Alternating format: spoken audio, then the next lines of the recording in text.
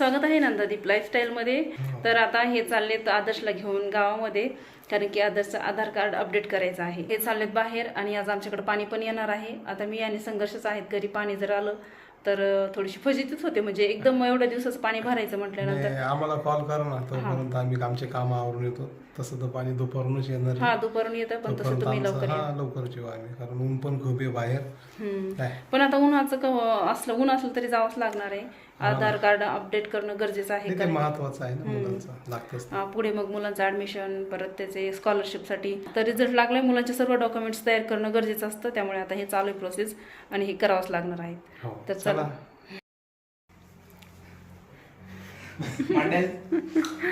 Model super model काय सोचते. चला, आता बाहेर खूप ऊन आहे आणि ह्या उन्हाची मजा घ्यायला आम्ही चाललो आहे, आदर्श आणि मी. आणि तिथून आल्यानंतर सांगा आम्ही उन्हाची काय काय मजा केली. फिशचं पाणी पिऊन जातो आम्ही. घेऊन जा ना सोबत. एक बाटली भरून ठेवली माझी नाही. आणि बॉटल असं पिशवी पिशवी पिशवी.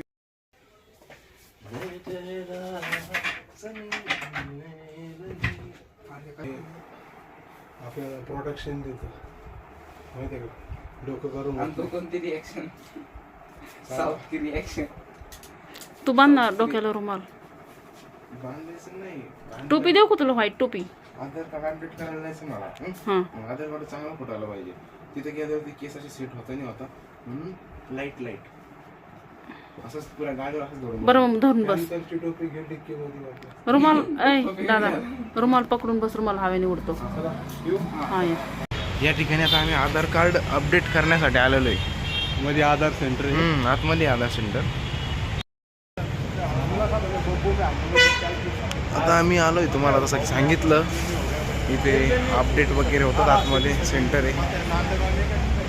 पप्पांचे कोणतरी मित्र वाटतंय, त्यांचं बोलू राहिले ते. जायचंय कोण हे काय समोरच आहे ना. शांतगार वातावरण दिसेल. इथं पहिलं BSNL तो मोठं ऑफिस आहे. मस्त कसं गार वाटतं. कावलाची बिल्डिंग.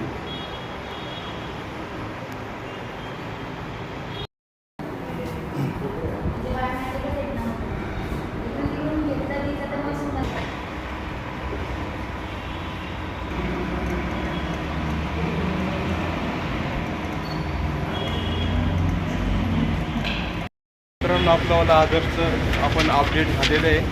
आपल्याला एक 5 दिवसांनी त्यांनी सांगितलं, मॅडमनी मॅसेज आहे आणि मॅसेज आल्यानंतर तुम्ही या फोटो घेऊन आणि लगेच आपण आदर्शचं लगेच पॅन कार्डचा पण लगेच प्रोसेस टाकून देऊ आणि आधार कार्ड पण तयार होऊन जाईल. तर चला आता आपण निघू पुढच्या कामाकडे आपल्याला. आणि अपडेट त्यांनी मॅडमनी सांगितलं ना, मॅसेज ते म्हणजे पण आधार कार्ड अपडेट झाल्याशिवाय पॅन कार्ड नका सर्व हीच माहिती राहील. चला आता आपण जाऊ पुढच्या कामाकडे बघू.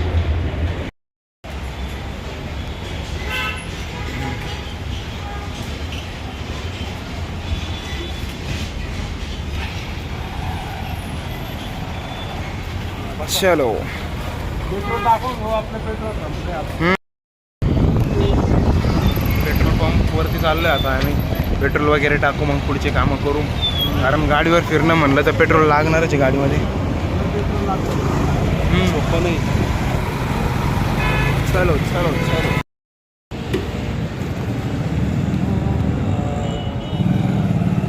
टाकी खाली होऊन जाते.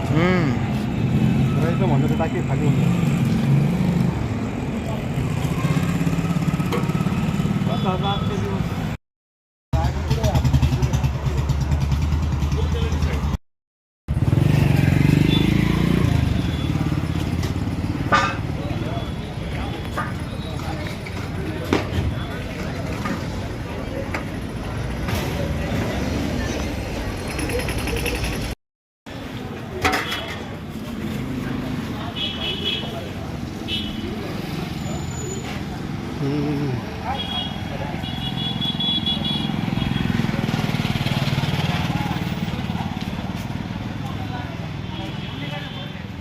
सर्व बाजार झाला आता आपला.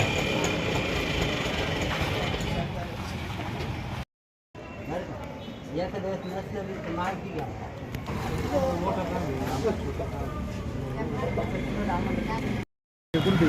हा इथं ठेवून पाहू दे त्याच्याकडे मारून द्यायचा 160 मारा.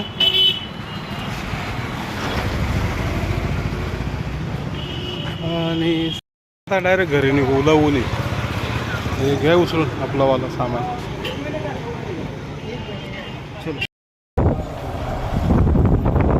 असं लावल्यावर काय ऊन लागणार आहे मग मला, आहे का नाही? नाही लागणार ऊन बांधला असं की चलो गँग वापस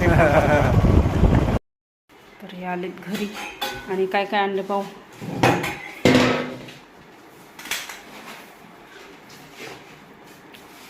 कोथिंबीर, टोमॅटो, दोडका. अडचण असं बाहेरचं हा ना ऊन खूप आहे ना बाहेर. टाकू घ्यायचं सामान. बटाटे किती थांबून उसर हे पण उसरते. पहिले बटाटे टाकून घ्या मग यावरती ठेवा म्हणजे धुवून घेता येईल.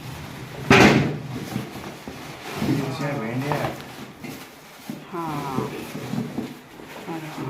जे आवडतं ते चांगले. भेंडी, मिरची, कांदे, हिरवी मिरची, टमाटे, दोडके खूप छान आणि बघा. कोथिंबीर. ही गावात गेले आणि पाणी आलं तरी पण मग भरावं तर लागतंच पाणी. संघर्ष होता म्हणून बरं झालं. संघर्ष दुकानात बसला आणि मी पाणी भरलं. वरती पाणी लावलेलं आहे टाकीमध्ये.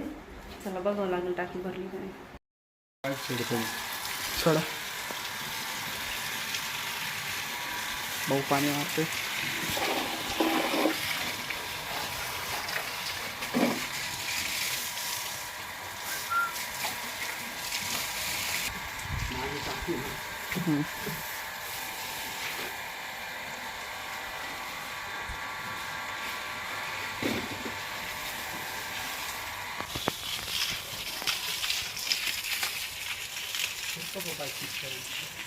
सोडू का अजून? सोडू का?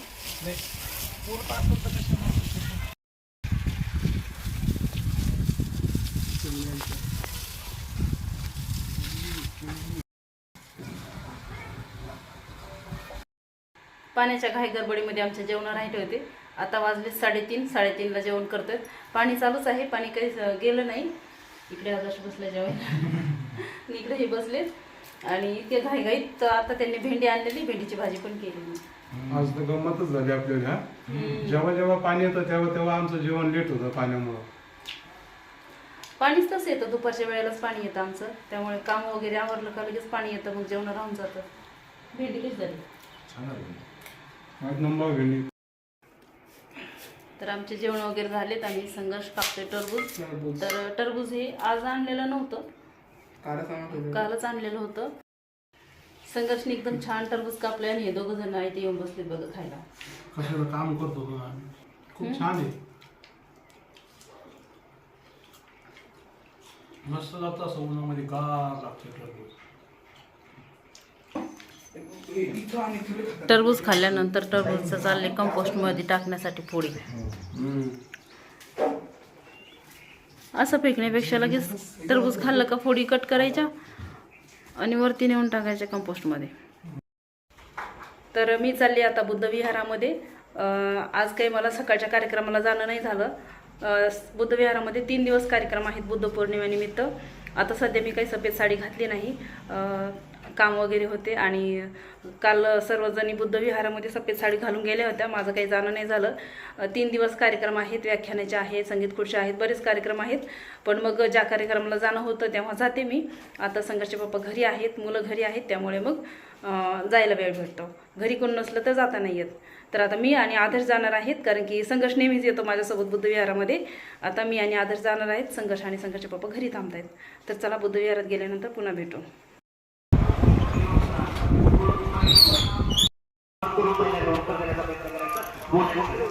आपल्यापैकी किती महत्व येईल ते साथीपर्यंत झालेले या मताचा मी मला बाकीच्यांचं मत माहित नाही. म्हणून मी काय विचारलं, तुमचं 1 ते 7 शिक्षण झाल्याने महिलांनी फक्त हातवरती करा. त्यात आमची मातोश्री असेल 4थी पर्यंत शिक्षण झाले, जुने शिक्षण झालेले म्हणजे 3 महिला. आता मला सांगा 1 ते 10 पर्यंत 7 ते 10 पर्यंत शिकलेले किती महिला आहेत? श्रोत्यांना सांगत असतो शिक्षणावर अंडरस्टँडिंग स्किल असतं. तर मी तुम्हाला जाता जाता इतके सांगेल शेवटच्या 5 मिनिटात, तुम्ही ज्या ठिकाणी आहात तुमच्या संसारात खूप तुम्ही बिझी झालेला आहात. शहरात भागात राहत आहोत आपण सर्व महिला, तुम्ही सर्व महिला समाजासाठी इथं जो वेळ काढताय तुम्ही वर्षातनं महिन्यातनं. आता बघितलं मी 2-3 महिन्यांनी अति सुंदर परित्राण पाठ सहित सर्व गाथा म्हटल्यात. खूप बरं वाटलं. नवे नवे देव मी, नवे मोक्षदाता. तथागत म्हणे मी भक्त आहे मार्गदाता. तथागत म्हणे मी आहे फक्त मार्गदाता. 11 वर्षे चेअरमन राहिले त्यांनी.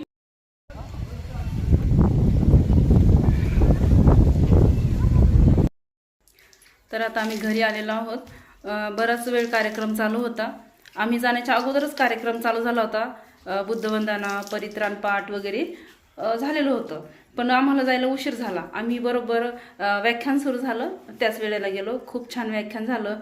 त्यानंतर एक ॲडव्होकेट महिला आहेत, तर काय त्यांचं नाव, गांगोडे ताई, तर त्यांनी खूप छान भाषण केलं. आणि जे व्याख्यान प्रबोधनाची कामं केली, प्रबोधनाचं, सर्व हां. व्याख्याते. आणि जे व्याख्यान करते होते प्रोफेसर होते, तर त्यांनी महिला सशक्तीकरण या विषयावर व्याख्यान दिलं आणि खूप छान व्याख्यान झालं. त्यानंतर तिथे अल्पहार देण्यात आला आणि मग कार्यक्रमाची सांगता झाली. तसे भाषणं भरपूर झाले, महिलांचे पण झाले होते भाषणं. आणि मग आम्ही त्यानंतर घराकडे निघालो.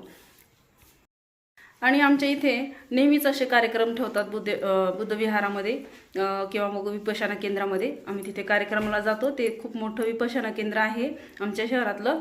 आणि माता रमाईची जयंती असो, सावित्रीबाई फुलेंची, बाबासाहेब आंबेडकरांची जयंती, बुद्ध पौर्णिमा, या निमित्ताने नेहमीच व्याख्यान ठेवतात.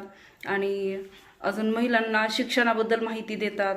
आणि महिलांसाठी जे घरकामातून वेळ काढून कसं कोणतेही चांगले काम करायचे त्याबद्दल माहिती देत राहतात. खेळ सुद्धा ठेवतात ना मुलांसाठी. हां, मग खेळ म्हणजे महिला घरातले कामं वगैरे करून नेहमी तेच रुटीन असतं, त्यामुळे काहीतरी वेगळा बदल म्हणून बुद्धविहारामध्ये कार्यक्रम ठेवतात.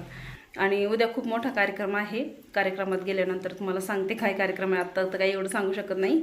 आणि आजच्या ब्लॉगमध्ये इतकंच. ब्लॉग आवडला असेल तर लाईक करा, चॅनलला सबस्क्राईब करा आणि बेल आयकॉन दाबायला विसरू नका. पुन्हा भेटूया अशाच एका नवीन ब्लॉगसोबत नंदादीप लाईफस्टाईलमध्ये. तोपर्यंत बाय बाय.